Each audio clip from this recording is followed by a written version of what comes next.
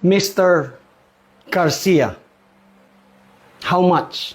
Ito, pakinggan natin yung sasabihin noong nagsampa ng kaso sa kanya. And kayo nang tumimbang kung itong Comelec ba na to ay talagang nag-a-adhere o tumatalima sa mandato nila. His Chairman Garcia, I want to talk to you about Erwin Tulfo. Erwin Tulfo acquired U.S. citizenship by assuming a fictitious identity, Erlich Sylvester Tulfo. He served in the U.S. Army. Siyempre, yung US Embassy, kung ang pagbabasihan, yung pangalan niyang Erwin, talagang sasabihin ng US Embassy na hindi namin ano yan. Hindi namin citizen yan. Oo, pero kung ang pagbabasihan natin yung pangalan niya sa Amerika na inamin naman niya, sana yun ang tinanong natin. Ito bang Erich na to, Sylvester? Ilang pangalan yan? Okay ba to? Sasabihin nila, yes, amin yan. Tao na yan. Actually, hinahabol nga namin yan. Dinugas kami yan eh. Yun sana ang lalabas. Kasi inamin naman niya na siya talaga yun eh. Actually, sinabi nga niya na dahil sa hirap ng buhay, ako ay bumili ng birth certificate. Tapos ganito, ganyan. So, there's no honor in doing those kind of things. Yung iskamin mo, yung isang bayan. Sabi ko nga sa iyo, kung yung Amerika iniskam niya, ang mga Duterte iniskam niya, paano kayo makakasiguro na ngayong senador na siya, magtatrabaho siya para sa inyo? Sabi niya, pag 3 taon, wala akong nagawa, ako kusa magre-resign. Bantayan ninyo kung may magagawa yan sa 3 taon.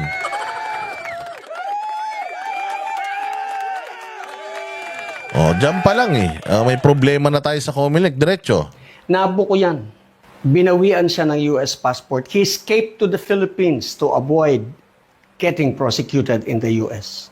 Nung nandito na siya sa Pilipinas, hindi siya naka-assume as DSWD Secretary because of citizenship issue.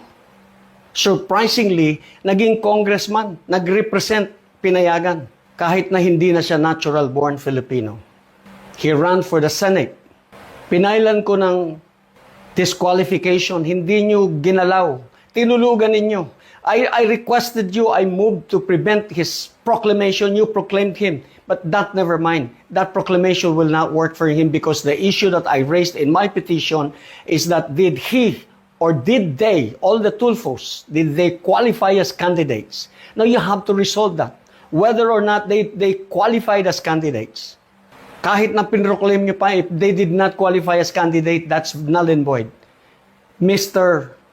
Garcia, how much?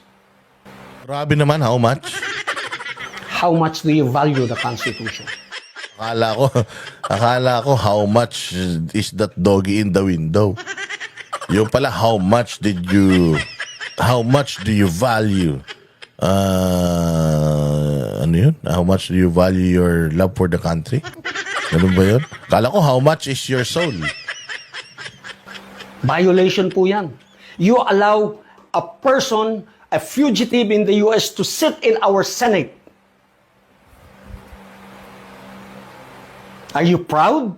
You're proud of yourself? Alam mo ba kung bakit natural-born citizens lamang ang pwedeng maging senador at congressman? Presidente na rin, tsaka vice-presidente. Pero ang pinag-usapan natin ngayon, senador, alam mo kung bakit natural-born citizens lamang ang pwede? Para hindi tayo maghalal ng Pilipinong gumawa ng kabalbalan sa ibang bansa at pagkatapos magbalik dito, tatawagin pa nating honorable. Naunawaan mo ba yan? Sabihin na natin, sige, yung sinabi kong he is a fugitive from justice sa Amerika, hindi, sige, hindi. Kahit na nag-submit siya ng falsified documents para makakuha siya ng US citizenship and therefore he violated US penal laws. Wala na yun. But the fact that he submitted falsified documents, that is dishonorable. Tapos, ngayon, senador natin, tatawagin natin honorable. Naunawaan mo ba yan, Mr. Chairman? We can do that, pero you rule on my petition. Pag-usapan natin, let the Supreme Court decide. Ayan. Yan yung sinasabi natin na kabalbalan ngayong eleksyon. Ang dami. Bukod pa doon sa 17 million overvotes, ha? Ito pang mga disqualification cases na ito na lutong Macau. O, para sa akin, lutong Macau talaga to. Hindi ba? Talagang lutong Macau kasi nga, yun nangyaring nag-falsify ka na. Di ba natatandaan ninyo? Gigil na gigil pa tayo sa mga kay Pastor Apollo Kibuloy doon sa mga issues nung sa anong tawag diyan? Yung kanilang immigration law violation sa Amerika. Na pinoint out natin na hindi lang naman yung mga members ng kingdom ang nagpapakasal for citizenship. Yung iba nga dyan, sabi ko nga sa inyo, mamatay na, pinapakasalan pa eh. For citizenship, di ba? At least yun, nagpapakasal. Legal nga yun eh. Yung magpakasal ka eh, dahil kaya nga automatic na nagiging citizen ka pag kinasal kayo eh. No, hindi ba? Actually, legal yun eh.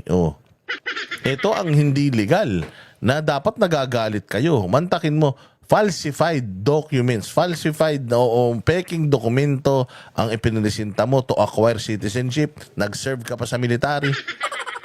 Nagpe-pension ka pa o kumukuha ka pa ng sweldo. Tapos hindi ka naman pala Amerikano, Pilipino ka naman pala.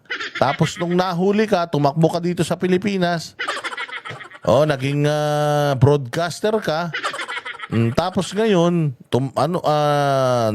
ginamit mo mga Duterte, naging DSW secretary ka pa, na hindi ka na-confirm kasi nga, inaamin mo na ginawa mo yun sa Amerika. Tapos ngayon, senador ka, di ka nahihiya sa sarili mo. Di ba? Hindi ka nahihiya sa sarili mo na ganyan? At saka yan yung sinasabi natin na isa pang pambabalahura sa mga natin.